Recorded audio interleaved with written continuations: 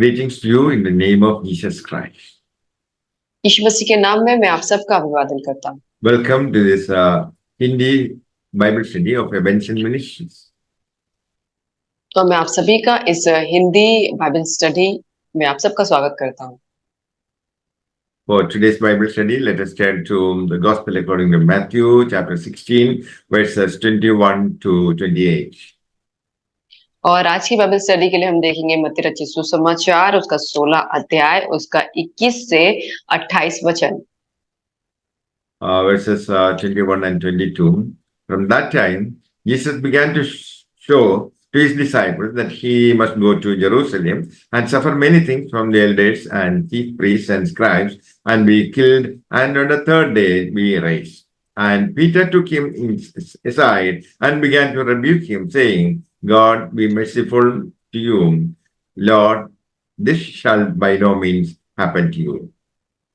उस समय से यीशु अपने चेलों को बताने लगा, आवश्यक है कि मैं यरूशलेम को जाऊं और पुरनियों और प्रधान याजकों और शास्त्रियों के हाथ से बहुत दुख उठाऊं और मार डाला जाऊं और तीसरे दिन जी उठूं। इस पर पतरस उसे अलग से ले जाकर झिड़कने लगा, हे प्रभु परमेश्वर, ना करे तेरे साथ ऐसा कभी भी हो। Jesus revealed everything about himself and the church. और यीशु मसीह ने हर चीज अपने बारे में और कलीसिया के बारे में जो होने वाली थी उसके बारे में रिवील किया। The crucifixion and the resurrection of Christ were also revealed. और जो खुदा का जो क्रूज पे जाना उसके बाद उसका पुनरुत्थान होना वो भी रिवील किया गया। So in order to build his church, he had to go through crucifixion and enter into resurrection. और अपनी कलीसिया को स्थापित करने के लिए उसे क्रूज की सफर से होना उसे जाना जरूरी था, उसके बाद पुनरुत्थान का होना बहुत जरूरी था। Peter took him aside and rebuked him for speaking about crucifixion. और इस पर जो पतरस है वो यीशु को अलग से ले जाकर उसे झिड़कने लगा क्योंकि वो अपने क्रूस के बारे में बात कर रहा था। He rebuked and said that this shall by no means happen to you. और उसने उसको डांटा और उसने कहा कि हे प्रभु परमेश्वर, ना करे तेरे साथ ऐसा कभी भी हो। The natural man is never willing to take the cross. और जो एक नेचुरल जो एक स्वाभाविक मनुष्य होता है वो कभी भी तैयार नहीं होता है क्रूस को उठाने के लिए। Verse 23, when he turned and said to Peter, get behind me, Satan, you are a stumbling block to me, for you are not setting your mind on the things of God, but on the things of men. उसने मुड़कर पतरस से कहा, हे शैतान, मेरे सामने से दूर हो, तू मेरे लिए ठोकर का कारण है, क्योंकि तू परमेश्वर की बातों पर नहीं परंतु मनुष्यों की बातों पर मन लगाता है। Christ understood that it was not Peter but Satan who was frustrating him from taking the cross. और तब मसीह जो यीशु मसीह जो है वो समझ गए कि ये पतरस नहीं है परंतु ये शैतान है जो उसको मना कर रहा है उस क्रूस को उठाने के लिए। This shows that our natural man, which is not willing to take the cross, is one with Satan. और इससे हम ये जान सकते हैं कि जो हमारा जो हम जो स्वभाव में जो मनुष्य का जो हमारा स्वभाव है वो जो हमें जो क्रूस जो होता है, जो दुख और दर्द होता है उसको उठाने के लिए तैयार नहीं होता है। Jesus said to Peter that you are a snare to me. और उसने कहा, यीशु मसीह ने उसे कहा कि तुम मेरे लिए ठोकर का कारण हो। So when we are setting our mind not on things of God but on the things of men, we become Satan. और जब हम जो है वो स्वर्ग की बातों पे ध्यान नहीं लगाते, परमेश्वर की बातों पे ध्यान नहीं लगाते, बल्कि संसारिक बातों पे ध्यान लगाते हैं, तो हम भी एक शैतान का काम करते हैं। And we become a stumbling block to the Lord on his way to fulfill God's purpose. और हम भी वही एक ठोकर का कारण होते हैं, एक रुकावट होते हैं जो परमेश्वर के राज्य की बढ़ोतरी के लिए एक रुकावट का काम करते हैं।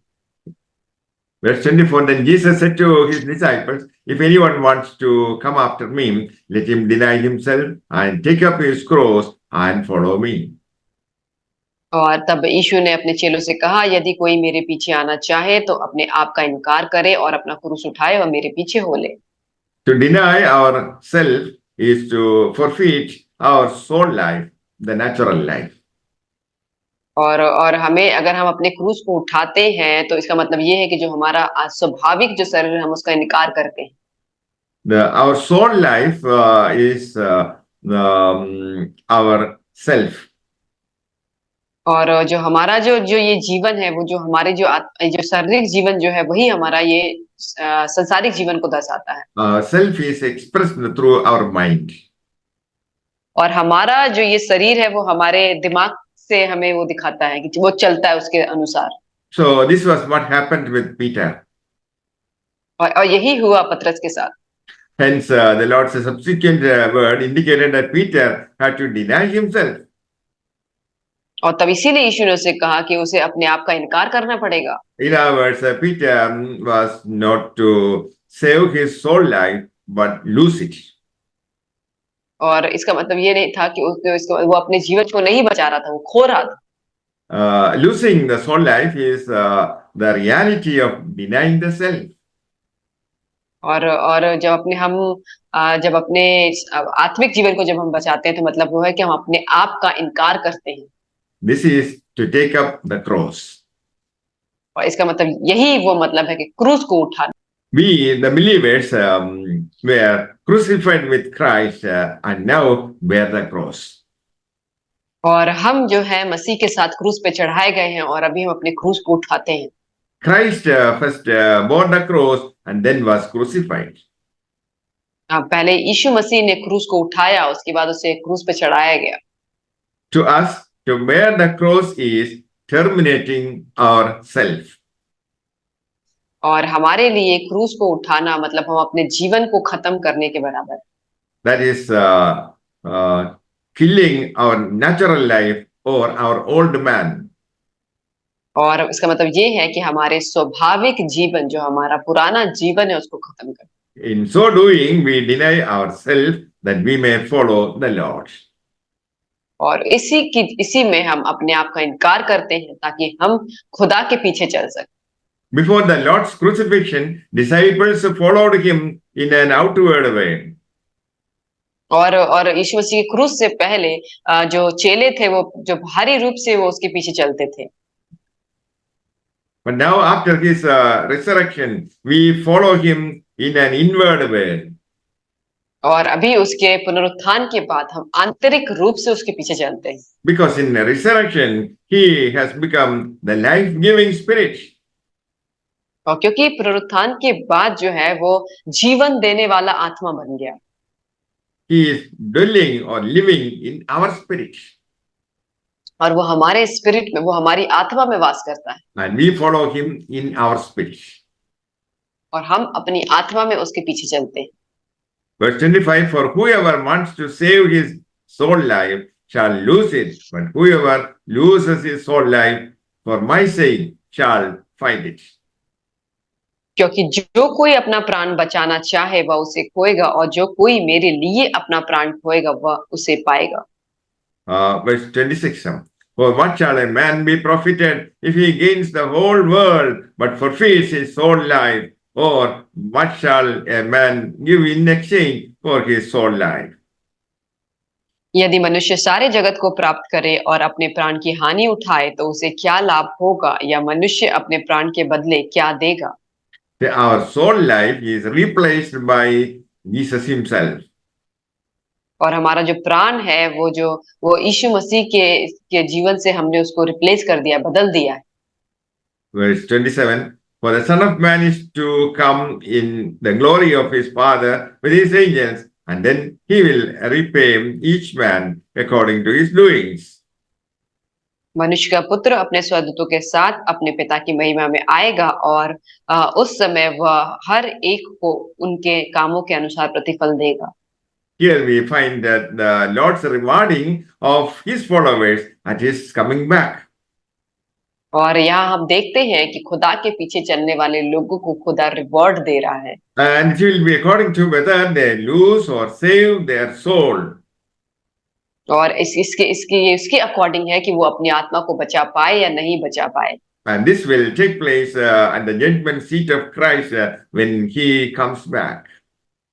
और ये तब होगा कि जब वो अपनी महिमा में आएगा, जो अपनी जजमेंट की सीट पे वो बैठेगा, तब वो लोगों का न्याय करेगा। न्याय की गद्दी के बारे में, के विषय में बात हो रही है। Verse 28, truly I say to you, there are some of those standing here who shall by no means taste death until they see the Son of Man coming in his kingdom.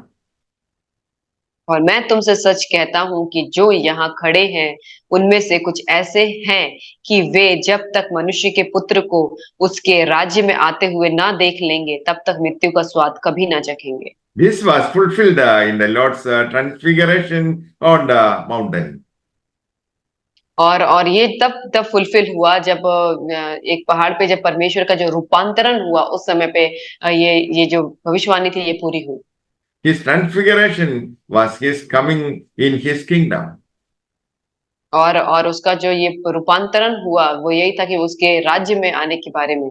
It was seen by three disciples, Peter, James, and John. और ये तीन लोगों के द्वारा देखा गया, पतरस, याकूब और यूहन्ना। May the Lord bless you all with these words. Amen. परमेश्वर आप सबको इन वचनों के द्वारा आशीष करे। आमीन।